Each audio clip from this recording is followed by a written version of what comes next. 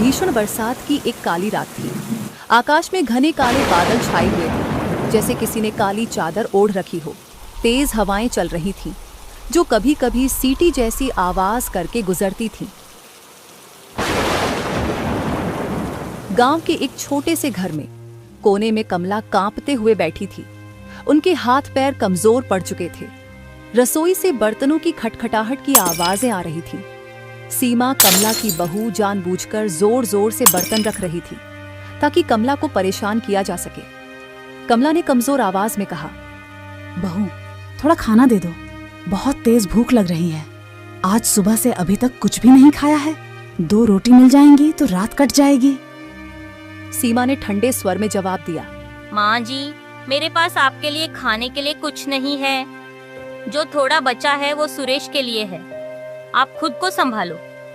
ये घर धर्मशाला नहीं है जहाँ हर समय आपको खाना मिले। अगले दिन कमला भूख से तड़प रही थी। उसने अपनी बहू सीमा से अपने लिए फिर से खाना मांगा। आप क्या हर वक्त खाना ही खाती रहती हैं? यहाँ कोई खाना नहीं है। मैंने जो बनाया था वो सब खत्म हो गया। अरे, इस बुढ़िया ने तो परेशान ही कर दिया है। इसे किसी भी तरह इस घर से बाहर निकालना होगा, लेकिन कैसे? मुझे कुछ ऐसा करना होगा कि ये खुद ब खुद इस घर को छोड़कर चली जाए। अगले दिन सीमा ने एक चाल चली। जब सुरेश दोपहर में घर आया तो वह अचानक जोर जोर से रोने लगी। उसने अपनी आंखें लाल कर लीं और कांपती आवाज में सुरेश से कहा, सुरेश, अब ये मेरा घर नहीं रहा। अब मैं यहाँ नहीं रह सकती। अब मुझे अपने मायके जाना है। क्या हुआ सीमा? ये सब क्या कह रही हो? कल जब मैंने माँ जी से कहा कि खाना खत्म हो गया है तो उन्होंने मुझे बहुत बुरा भला कहकर अपमानित किया। उन्होंने कहा कि मैं इस घर में रहने लायक नहीं हूँ। क्या सच में माँ ने तुमसे ऐसा कहा? रुको, मैं अभी जाकर माँ से पूछता हूँ। ये सब सुनकर सुरेश का गुस्सा 7वें आसमान पर पहुंच गया। वह तुरंत अपनी माँ के पास गया और बोला, माँ, ये सब क्या हो रहा है? आप सीमा से ऐसा व्यवहार कैसे कर सकती हैं? कमला ये सब सुनकर हैरान हो गई। बेटा, तुम ये क्या कह रहे हो? मैंने ऐसा कुछ नहीं किया। ये सब झूठ है। झूठ? तो क्या मैं झूठ बोल रही हूँ? कल आपने साफ साफ कहा था कि मैं इस घर के लायक नहीं हूँ। सुरेश बेटा, मैं सच बोल रही हूँ। मैंने बहू से ऐसा कुछ नहीं कहा। सीमा ये सब झूठ बोल रही है। झूठ? तो अब आप मुझे झूठा भी कहोगी? सुरेश ने उन दोनों को शांत करने की कोशिश की। तुम दोनों अब शांत हो जाओ और इस घर में शांति से रहो। मुझे परेशान मत करो। मैं जा रहा हूँ। खेत पर जाने का समय हो गया है।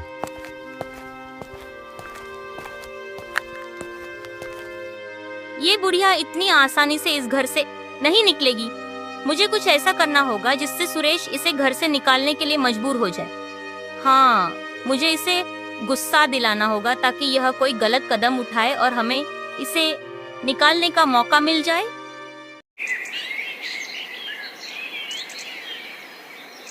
माँ जी, आप हर वक्त बस खाना ही खाती रहती हो। काम तो आपसे कुछ होता नहीं है। बस बैठे बैठे खाओ और पैसे उड़ाओ। घर के किसी काम में भी मदद नहीं करती। तुम्हारी वजह से मैं दिन रात काम में लगी रहती हूँ। बहू, क्या हुआ है? तुम ऐसा क्यों कह रही हो? ये सब सुनकर सुरेश अपने कमरे से बाहर आता है। सीमा उसके पैरों की आहट सुन लेती है और जोर से चिल्लाते हुए झूठ बोलने लगती है। आपने मुझे थप्पड़ मारा। हे भगवान, इस औरत ने मुझे इस उम्र में थप्पड़ मार दिया। हे भगवान, तू ही इंसाफ कर। क्या बहू, मैंने तुम्हें थप्पड़ नहीं मारा। क्या हुआ? तुम दोनों ने कैसे शोर मचा रखा है? देखो सुरेश, माँ जी ने मुझे थप्पड़ मारा है। सुरेश पागलों की तरह चिल्लाया। माँ, आप सीमा के साथ ऐसा कैसे कर सकती हो? आपने उसे थप्पड़ तक मार दिया है। ये कैसा व्यवहार है? बेटा, मैंने ऐसा कुछ नहीं किया। ये सब झूठ है। मैंने कभी सीमा को छुआ तक नहीं है। वो झूठ बोल रही है। मैं झूठ बोल रही हूँ? देखो सुरेश, माँ जी अब मुझे झूठा भी ठहरा रही है। बस माँ, आपकी हरकतों से मैं तंग आ चुका हूँ। अब आप अपने रहने का इंतजाम कहीं और कर लीजिए। ये मेरा घर है, आप आज ही यहाँ से चली जाएं, अभी। कमला की आंखों से आंसू बहने लगे। उसने गिड़गिड़ाते हुए कहा, बेटा, मुझे अगर कोई गलती हो गई हो तो तुम दोनों मुझे माफ कर दो, पर मुझे इस घर से मत निकालो। मैं कहाँ जाऊंगी? इतनी बरसात में मैं इस उम्र में कहाँ जाऊंगी? तुम्हारे सिवा मेरा इस दुनिया में कौन है? क्या तुम्हारे दिल में अपनी माँ के लिए इतनी सी भी जगह नहीं बची है? माँ, ये मेरा घर है और इस घर में जो मैं कहूंगा वही होगा। अब इस घर में तुम्हारे लिए कोई जगह नहीं है। अभी इस घर से बाहर निकलो। अरे सुरेश, ये तुम्हारी माँ है, क्या तुम्हें उन पर जरा सा भी तरस नहीं आता? तुम उन्हें इस हालत में कैसे छोड़ सकते हो? क्या तुम्हें नजर नहीं आता उनकी तबीयत खराब हो जाएगी, वो बीमार पड़ जाएंगी? आप चुप रहिए। ये मेरे घर का निजी मामला है और मैं नहीं चाहता कि मेरे घर के मामलों में बाहर वाला कोई कुछ बोले। बेटा, क्या तुमने कभी सोचा कि एक बूढ़े माँ बाप को इस उम्र में अपने बच्चों की कितनी जरूरत होती है? ये घर ही तो मेरी जिंदगी है, मेरा सब कुछ है। आज तुम सब कुछ मुझसे छीन रहे हो। लेकिन सुरेश ने अपनी माँ की एक न सुनी। उसने अपनी माँ को घर से बाहर धकेल दिया, जैसे कोई अनचाहा सामान फेंक रहा हो। इस घर को मैंने और सुरेश के पिता ने अपने खून पसीने की मेहनत से बनाया था। आज वही घर सुरेश और उसकी बहू ने मुझसे छीन लिया। लगता है मेरा वक्त ही खराब है। कमला रोते हुए भारी कदमों से अपने घर से चली जाती है।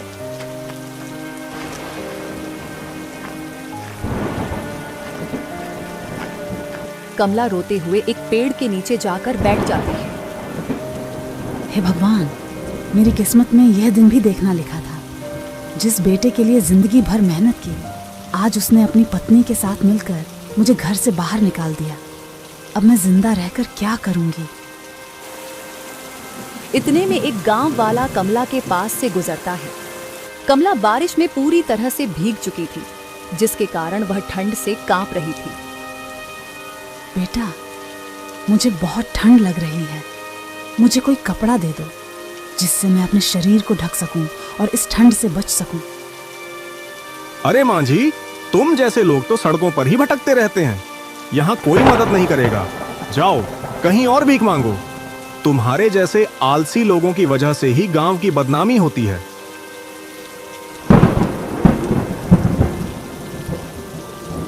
कमला निराश होकर उस पेड़ के नीचे बैठी रही। उसका शरीर इतना कांप रहा था मानो हर हड्डी अलग अलग हिल रही हो। उसकी आंखों से आंसू नहीं बल्कि निराशा बह रही थी। वह रात भर सर्दी से लड़ते हुए वहीं बैठी रही। सुबह होते होते कमला की हालत और खराब हो गई थी।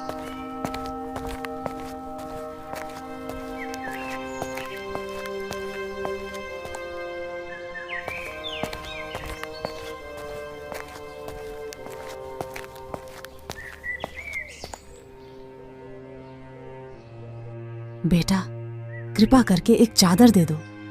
मैं पूरी तरह भीगी हुई हूँ। मुझे बहुत ठंड लग रही है। अरे बुढ़िया, ये कोई खैराती दुकान नहीं है। यहाँ मुफ्त में कोई सामान नहीं मिलता। पहले पैसे निकालो, जब कुछ सामान मिलेगा। बेटा, मेरी मदद कर दो। इस उम्र में मैं कहाँ से पैसा लेकर आऊंगी? दुकानदार अपनी दुकान के अंदर चला जाता है। कमला दुकान के बाहर खड़ी हुई कांपती रहती है। उसकी आंखों में निराशा भरी हुई थी और चुपचाप वापस लौट जाती है, जैसे वह इस दुनिया में अकेली हो।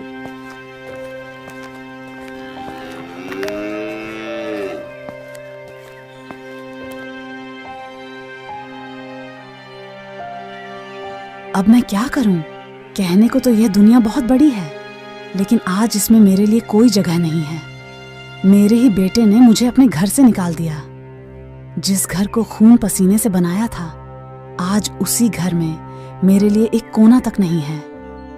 ये कैसी हालत बना दी मेरे बेटे ने मेरी। सर्दी से मेरा शरीर टूट रहा है और भूख से पेट में बहुत दर्द हो रहा है। वह उठती है और दूसरी दुकान की तरफ जाने लगती है, जहां से वह कुछ खाने की उम्मीद करती है। वह धीरे धीरे चलते हुए गांव की मुख्य सड़क पर खाने की एक दुकान पर पहुंच जाती है। बेटा, बहुत तेज भूख लग रही है, कुछ खाने को दे दो। 2 दिन से एक दाना भी नहीं खाया। भगवान तुम्हारा भला करेगा। बुढ़िया, मैंने क्या तेरे लिए यहाँ कोई भंडारा खोल रखा है? यहाँ तेरे लिए कोई मुफ्त का खाना नहीं है। अब यहाँ से निकलो। बेटा, थोड़ा सा भी कुछ खाने को दे दो। 2 दिनों से कुछ नहीं खाया है। ठंड से शरीर काम नहीं कर रहा है। अब भूख के कारण खड़ा नहीं हुआ जा रहा है। अरे जाओ यहाँ से। सुबह सुबह भीख मांगने आ जाते हैं लोग। भीख मांगने के बजाय कोई काम क्यों नहीं कर लेती? जिंदगी भर आराम किया होगा, अब भुगतो। कमला की आंखों में आंसू भरे हुए थे और ठंड से कांपते हुए वह वहीं खड़ी रहती है। उसके चारों तरफ लोग आते जाते रहते हैं, लेकिन कोई भी उसकी मदद नहीं करता। वह उसे देखते हैं, लेकिन डर के कारण कोई भी उसकी मदद करने का साहस नहीं जुटा पाता। देखो भाई, हम क्या कर सकते हैं? वह तो सुरेश की माँ है। देखो बेचारी की कैसी हालत हो गई है। लेकिन हम कर भी क्या सकते हैं? अगर हम उनकी मदद करेंगे तो सुरेश हमसे नाराज हो जाएगा। वो बहुत गुस्से में रहता है। हमें कोई फालतू की परेशानी नहीं चाहिए। सही कहा तुमने। सुरेश और उसकी पत्नी का व्यवहार बहुत खराब है। अगर हम उसकी माँ की मदद करने की कोशिश करेंगे तो वह हमारे लिए मुश्किल खड़ी कर देगा। हमें अपना भी ध्यान रखना है। कमला की आंखों में शर्मिंदगी छलक आई। कभी सोचा नहीं था कि मैं इतनी मजबूर हो जाऊंगी, लेकिन ठीक है, अब मुझे किसी से कोई उम्मीद नहीं रखनी चाहिए।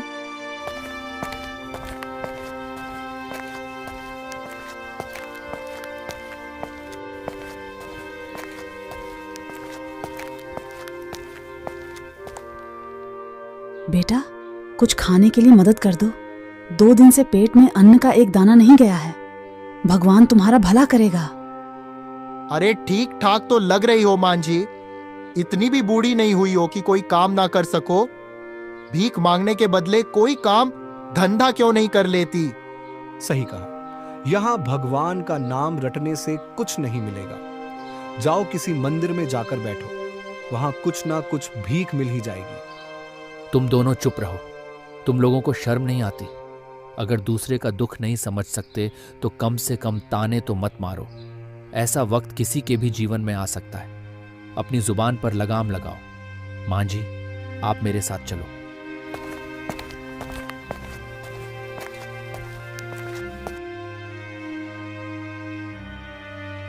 मां जी, ये लो, खाना खाओ। भगवान ने मुझे इस लायक बनाया है कि मैं किसी भूखे को खाना खिला सकूं। उस व्यक्ति ने कमला को गर्म गर्म खाना दिया। बेटा, तुमने न सिर्फ मेरी भूख मिटाई, बल्कि मुझे इंसानियत का असली मतलब भी समझाया। भगवान तुम्हें खुश रखे। कुछ दिन ऐसे ही बीते। कई दिनों तक कमला खुले आसमान के नीचे बरसात सहती रही। भगवान ने चाहा तो यह वक्त भी गुजर जाएगा। मेरा शरीर चाहे टूटकर बिखर जाए, लेकिन मैं अपने मन को हारने नहीं दूंगी। मुझे फिर से खड़ा होना है। मैं दिन रात मेहनत करूंगी और अपनी मेहनत के दम पर फिर से सब कुछ प्राप्त करूंगी। इस तरह दूसरों के भरोसे कब तक जिंदगी कटेगी?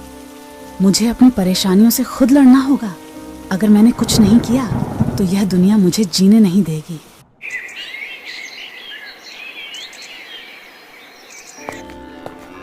एक दिन कमला सोचते सोचते गांव के बाहर चली गई।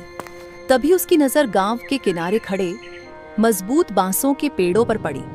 उन बांसों को देखकर कमला के मन में एक विचार आया। ये बांस तो बहुत मजबूत लग रहे हैं। अगर इन बांसों से एक झोपड़ी बना लूं तो बारिश और सर्दी से बच सकती हूँ। हाँ, यही सही रहेगा। उसने गांव में जाकर एक व्यक्ति से कुल्हाड़ी मांगी। बेटा, मुझे कुछ दिनों के लिए आपकी कुल्हाड़ी चाहिए। मैं बांस काटकर अपना एक छोटा सा ठिकाना बनाना चाहती हूँ। मैं वादा करती हूँ, जल्दी लौटा दूंगी। मैं अपनी कुल्हाड़ी किसी को नहीं देता, और तुम्हें तो मैं बिल्कुल भी नहीं जानता। फिर भला तुम्हें अपनी कुल्हाड़ी कैसे दे दूं? जाओ अपना काम करो। बेटा, मुझे इस कुल्हाड़ी की बहुत जरूरत है। मैं वादा करती हूँ, मैं इसे जल्द ही वापस लौटा दूंगी। तुम्हारी दया से मैं अपना ठिकाना बना लूंगी। ठीक है, ले जाओ, लेकिन याद रखना इसे जल्दी लौटाना, मुझे भी इसकी जरूरत है। कमला ने कुल्हाड़ी ली और गांव के बाहर बांस के पेड़ों के पास पहुंची। पूरे दिन मेहनत करके उसने कई बांस काटे। फिर उसने उन बांसों को एक विशेष तरीके से जोड़कर एक छोटी सी झोपड़ी बना ली। अब कम से कम इस बारिश और धूप से तो बच सकूंगी। भगवान, बस थोड़ा सा सहारा और दे देना। झोपड़ी बनाने के बाद कमला कुल्हाड़ी लौटाने के लिए गांव वाले के पास वापस जाती है। बेटा, यह लो तुम्हारी कुल्हाड़ी। मेरा काम हो गया है। तुम्हारा बहुत बहुत शुक्रिया। तुमने मेरी मदद की। तुम्हारी ईमानदारी देखकर अच्छा लगा। अब इस कुल्हाड़ी को अपने पास ही रख लो। मैंने नई कुल्हाड़ी खरीद ली है। भगवान तुम्हारी मदद करे। कमला कुल्हाड़ी लेकर अपनी झोपड़ी में वापस लौट आती है और वहीं सो जाती है। अगली रात बहुत तेज बारिश शुरू हो जाती है। बांस की झोपड़ी के बीच से पानी अंदर टपकने लगता है। ठंड की वजह से कमला कांपने लगती है। यह कैसे हो गया? मैंने तो झोपड़ी को अच्छी तरह बनाया था, फिर भी झोपड़ी के अंदर पानी टपक रहा है। मुझे इन छेदों को बंद करना होगा, वरना इस झोपड़ी का भी कोई फायदा नहीं होगा। कमला जंगल की तरफ जाने लगती है।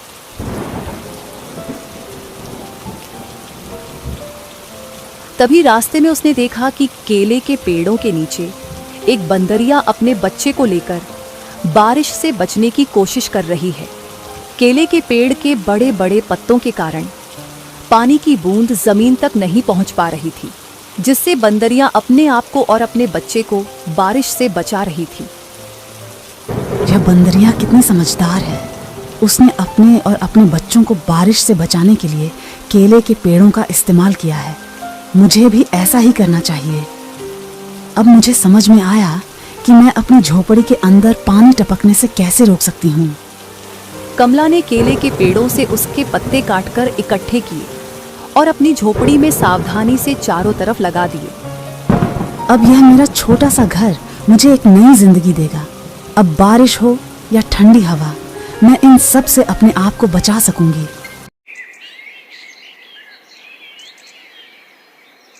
अगले दिन गांव वाले जब यह देखने आए तो वो सब कमला का मजाक उड़ाने लगे। अरे देखो तो, ये बुढ़िया पागल हो गई है। इसने बांस और केले के पत्तों से घर बनाया है। इस उम्र में लोग आराम करते हैं और यह पागल बुढ़िया झोपड़ी बनाने में लगी हुई है। हद है। तुम सब लोग चाहे जो भी कहो, लेकिन मुझे पता है कि मैंने क्या बनाया है। मेरी मेहनत और विश्वास ही मेरी सबसे बड़ी ताकत है। कुछ दिनों बाद बहुत तेज बारिश होने लगी, लेकिन इस बार कमला अपने बांस और केले के पत्तों से बने घर में सुरक्षित थी। लेकिन इस बारिश के कारण सुरेश की हालत बहुत खराब थी। सुरेश के खेत की फसल पककर कटने को तैयार थी। सुरेश घर बैठा बारिश के रुकने का इंतजार कर रहा था कि बारिश रुके और वह अपने खेत की फसल काटे।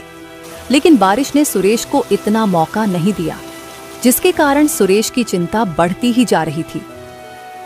हे भगवान, ये कैसी मुसीबत आ गई।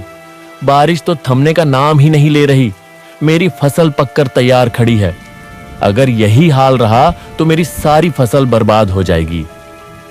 आप चिंता मत कीजिए, ऐसा कुछ नहीं होगा। जल्दी ही बारिश रुक जाएगी। भगवान पर भरोसा रखिए। तभी कुछ देर बाद बारिश रुक जाती है। सुरेश सीमा के साथ अपने खेत की तरफ फसल को देखने के लिए जाता है। खेत पर पहुंचकर सुरेश अपनी फसल को देखकर हैरान रह जाता है। बारिश के कारण उसकी सारी फसल बर्बाद हो चुकी थी, जिसे देखकर सुरेश बहुत घबरा जाता है। नहीं, ये क्या हो गया? मेरी सारी मेहनत मिट्टी में मिल गई। हे भगवान, ये तूने मेरे साथ क्या किया? मैं बर्बाद हो गया। सीमा, अब क्या होगा? इस बारिश की वजह से मेरी सारी फसल बर्बाद हो गई है। अब हम क्या करेंगे? भगवान, हमारे किन कर्मों का फल हमें दे रहा है। आप ऐसे दिल छोटा मत कीजिए जी, हमें हार नहीं माननी चाहिए। अगर यह फसल बर्बाद हो गई तो क्या हुआ, हम फिर से मेहनत करेंगे, फिर से अपने खेत को सींचेंगे। हम दोबारा मेहनत करेंगे, दोबारा अपने खेतों में फसल तैयार करेंगे। भगवान हमारा साथ जरूर देगा। सीमा, तुम समझती क्यों नहीं? जो थोड़ी बहुत पूंजी थी वो सब लगा चुका हूं। अब नया बीज, नई खाद कहां से लाऊं? मेरे पास एक पैसा भी नहीं बचा है। आप एक काम कीजिए, गांव के सेठ जी से कुछ पैसा उधार ले लीजिए। जब हमारी फसल पककर तैयार हो जाएगी तब हम अपनी फसल बेचकर उनका सारा कर्जा उतार देंगे। एक बार फसल उग आए फिर हमें कोई परेशानी नहीं होगी। तुम सही कह रही हो सीमा, अब हमारे पास केवल यही रास्ता बचा है। मैं सेठ जी के पास जाकर देखता हूं, अगर उन्होंने कुछ धन उधार दे दिया तो मैं दोबारा से मेहनत करके अपने खेत में नई फसल तैयार करूंगा। सुरेश के पास अब कोई और रास्ता नहीं था। सुरेश डर के बावजूद गांव के सेठ से उधार लेने का फैसला करता है। भारी मन और डरते हुए वह गांव के सेठ जी के पास पहुंच जाता है। अरे सुरेश, इतने दिन बाद कैसे आना हुआ? सेठ जी, मुझे आपकी एक मदद चाहिए। मदद? अरे बोलो बोलो, कैसी मदद चाहिए? सेठ जी, आप तो जानते ही हैं, कई दिनों से लगातार बारिश हो रही है। मेरी पूरी फसल इस बारिश में बर्बाद हो गई है। मेरे पास अब कुछ भी नहीं बचा। मुझे अपने खेत में फिर से फसल बोनी है, लेकिन मेरे पास बीज और खाद के लिए पैसे नहीं हैं। कृपया मुझे कुछ धन उधार दे दीजिए। मैं फसल तैयार होते ही आपका कर्ज ब्याज समेत चुका दूंगा। कर्ज तो मैं दे दूंगा सुरेश, लेकिन ध्यान रखना, तुम्हें कर्ज सही समय पर चुकाना होगा। अगर समय पर कर्ज नहीं लौट आया तो तुम्हारी जमीन, घर, सब कुछ मेरा हो जाएगा। सुरेश के पास कोई और चारा नहीं था। वह सेठ जी से कर्ज लेकर वापस चला जाता है। वह अपने खेत में दोबारा से मेहनत करता है।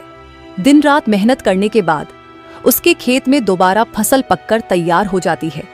लेकिन जैसे ही फसल पककर कटने को तैयार थी, तुरंत आसमान में बादल घिर आते हैं और तेज मूसलाधार बारिश होने लगती है, जिसके कारण सुरेश की फसल फिर से खराब हो जाती है। ये देखकर सुरेश बहुत घबरा जाता है। यह तो बहुत बुरा हो गया। मेरी सारी फसल फिर से बारिश के कारण खराब हो गई है और कर्ज भी बढ़ता जा रहा है। अब मैं यह सारा कर्ज कहां से चुकाऊं? यह कर्ज दिन ब दिन बढ़ता जा रहा है। अब कुछ नहीं बचा। सीमा, ये क्या हो गया? हमने ऐसा तो नहीं सोचा था। हे भगवान, हमारे साथ ये क्या हो रहा है? ये कर्ज तो हमारी सारी मेहनत और दौलत को यूं ही खा जाएगा। अब क्या होगा? हमारी आखिरी उम्मीद भी खत्म हो गई।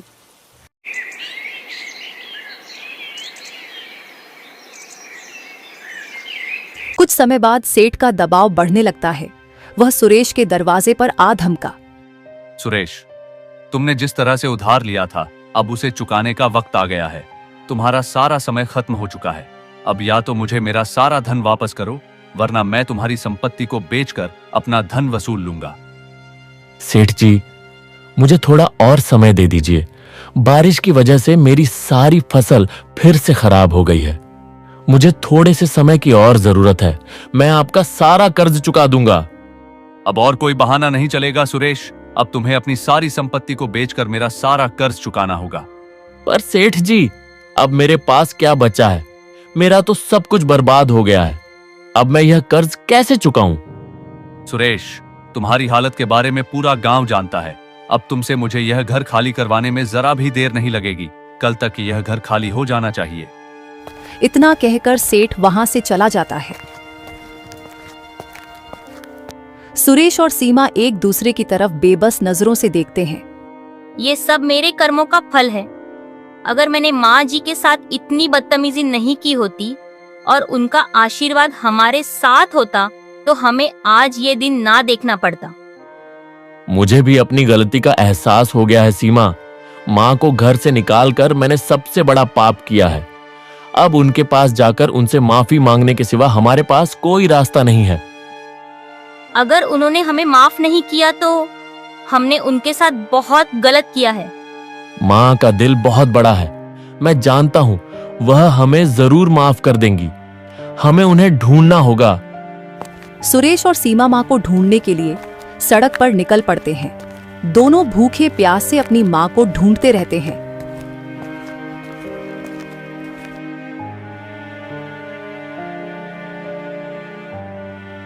तुम दोनों बहुत दुखी लग रहे हो, क्या हुआ है? महाराज, हम बुरी तरह से परेशान हैं। सब कुछ बर्बाद हो गया है। घर बार सब कुछ खत्म हो चुका है और हम सड़क पर आ गए हैं। हमारी किस्मत ने हमें धोखा दे दिया। हमारे पास कुछ भी नहीं बचा। हम नहीं जानते कि अब क्या करें। सब कुछ डूब गया है। तुम दोनों की बात सुनकर ऐसा लग रहा है जैसे तुम्हें किसी की नजर लग गई है। जरूर तुमने कुछ ऐसा किया है जो तुम्हें नहीं करना चाहिए था और अब उसका परिणाम भुगत रहे हो। हाँ महाराज, मैंने अपनी माँ के साथ बहुत बुरा बर्ताव किया। उन्हें घर से बाहर निकाल दिया था। लगता है इस वजह से आज हमारी यह हालत हो गई है। समझ गया। जीवन में कभी किसी को धोखा देने की कोशिश मत करो। गलत काम करने पर हर किसी को उसकी सजा भुगतनी ही पड़ती है। अब तुम्हें अपनी गलती स्वीकार करके आगे बढ़ना होगा, तभी तुम्हें शांति मिलेगी। तुम्हें अपनी गलती माननी होगी और अपनी मां से माफी मांगनी होगी। धन्यवाद महाराज, आपने हमें सही रास्ता दिखाया। अब मैं अपनी मां को ढूंढकर उनसे माफी मांगूंगा। अब हम चलते हैं महाराज। साधु के आशीर्वाद के साथ सुरेश और सीमा अपनी मां को ढूंढते हुए गांव के किनारे पहुंच जाते हैं। वह देखते हैं कि उनकी मां बांस की झोपड़ी में बैठी हुई थी। मां, हमें माफ कर दीजिए। मां, हमने आपके साथ बहुत अन्याय किया है। अब क्यों आए हो? जब मुझे तुम्हारी बहुत जरूरत थी तब तुमने मुझे घर से बाहर निकाल दिया। अब क्या लेने आए हो? माँ जी, हमने बहुत बड़ी गलती कर दी। हमें माफ कर दीजिए। हमें अब समझ में आ गया कि आपने हमारे लिए कितना कुछ किया है। हम आपकी छत्र छाया में वापस आना चाहते हैं। मुझे एक मौका दो मां, मैं अपने गुनाह का प्रायश्चित करूंगा। जाओ, मैंने तुम्हें माफ किया, लेकिन तुम्हारी यह माफी अब तुम्हारे कर्मों पर निर्भर है। मेहनत और ईमानदारी से जीवन जीना सीखो। बेटा, अब जब तुम यहाँ आ ही गए हो तो बताओ क्या हुआ है? तुम क्यों इतने परेशान हो? ऐसा क्या हो गया जो तुम मुझे यहाँ ढूंढने आ गए? कमला ने सुरेश से उसकी कहानी पूछी। सुरेश की आंखें भर आईं। उसने सारी घटना अपनी माँ को बताई। तुम जो हुआ उसे बदला नहीं जा सकता, लेकिन भगवान हर किसी इंसान को दूसरा मौका जरूर देता है। अपनी मेहनत और सच्ची सोच से काम करो तो यह मेहनत तुम्हारा जीवन बदल सकती है। अगर हम अपनी सोच को बदलें और मेहनत से काम करें तो जीवन की हर परेशानी हल हो सकती है। कमला का घर देखकर कुछ गांव वाले मजाक उड़ाते हैं। क्या तुम सोचती हो कि यह बस केले के पत्तों से बना घर इतनी भारी बारिश में टिक पाएगा? हंसी का कारण बन रही हो तुम। तुमने भी क्या मजाक किया है मां जी? ये घर इस बारिश में कोई काम नहीं करेगा। इससे अच्छा है कि कोई पक्का मकान बना लो और उसी में रहो। ये घर कितने दिन टिकेगा? तुम लोग चाहे जो समझो, लेकिन मुझे अपनी मेहनत पर विश्वास है। कितनी भी भयंकर बारिश हो, यह घर मुझे हर बारिश से बचाएगा। अरे, यह कहो ना कि तुम्हारे पास पैसा नहीं है। पक्का घर बनाने के लिए पैसा लगता है, पैसा। इतना कहकर सभी गांव वाले चले जाते हैं। कुछ दिनों बाद गांव में भयंकर बारिश शुरू हो गई। एक गांव वाला जो जंगल के रास्ते से गांव की तरफ आ रहा था, कमला के घर के पास से गुजरता है। वह बारिश में भीगने के कारण ठंड से कांप रहा था।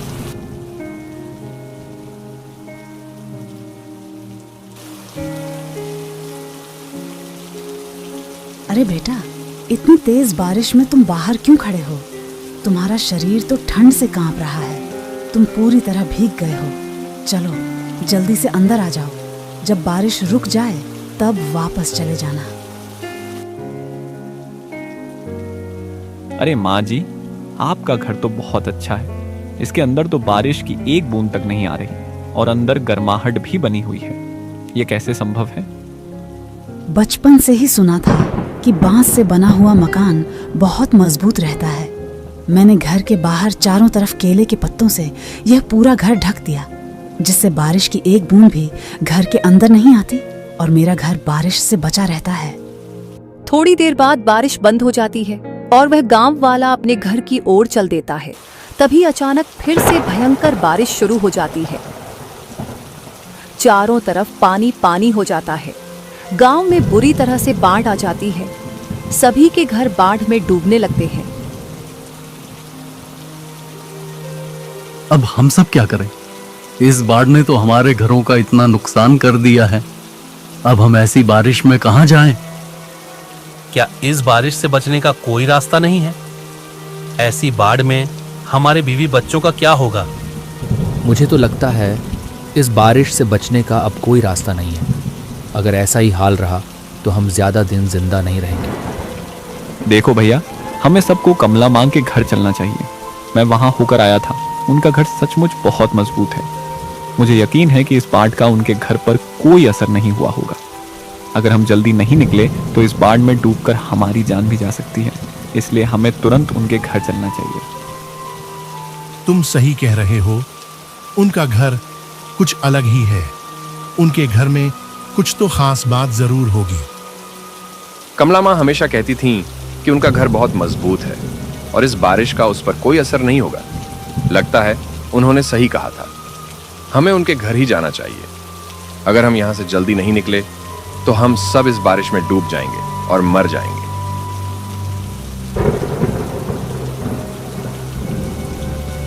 मां जी, हमें बचा लो, हमारी मदद करो। इस बारिश में हमारे घर डूब गए हैं। केवल आपका ही घर है जो अभी तक इस बारिश में बचा हुआ है। कृपया हमारी मदद करो। हाँ मां जी, हमारी मदद करो। अगर आपने हमारी मदद नहीं की तो हम इस बाढ़ में डूबकर मर जाएंगे। अरे बेटा, इसमें पूछने वाली कौन सी बात है?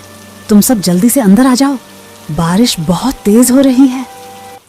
गांव वाले धीरे धीरे कमला के घर में इकट्ठा हो जाते हैं और वे सभी लोग कमला का धन्यवाद करते हैं। तुम्हारे घर में सचमुच कोई जादू है मां जी। यहां तो बारिश की एक बूंद का नामो निशान तक नहीं है। हम सब आपके बहुत आभारी हैं। देखो, हम सब जो सोच रहे थे वही हुआ। हमें इस घर में बारिश से कोई तकलीफ नहीं होगी। हम सभी बहुत डर रहे थे, लेकिन इस घर में आकर जैसे हमें एक नया जीवन मिल गया हो। बेटा, यही तो है हमारा साथ में रहने का असली मतलब। जब हम सभी लोग एक साथ रहते हैं तो किसी भी मुश्किल का सामना करना बहुत आसान हो जाता है। मैंने इस घर के चारों तरफ केले के पत्तों का इस्तेमाल किया है, इसीलिए इस घर में बारिश की एक बूंद तक नहीं आ रही। कुछ दिन बाद बारिश बंद हो जाती है। सभी लोग खुशी खुशी अपने घर की तरफ लौट जाते हैं।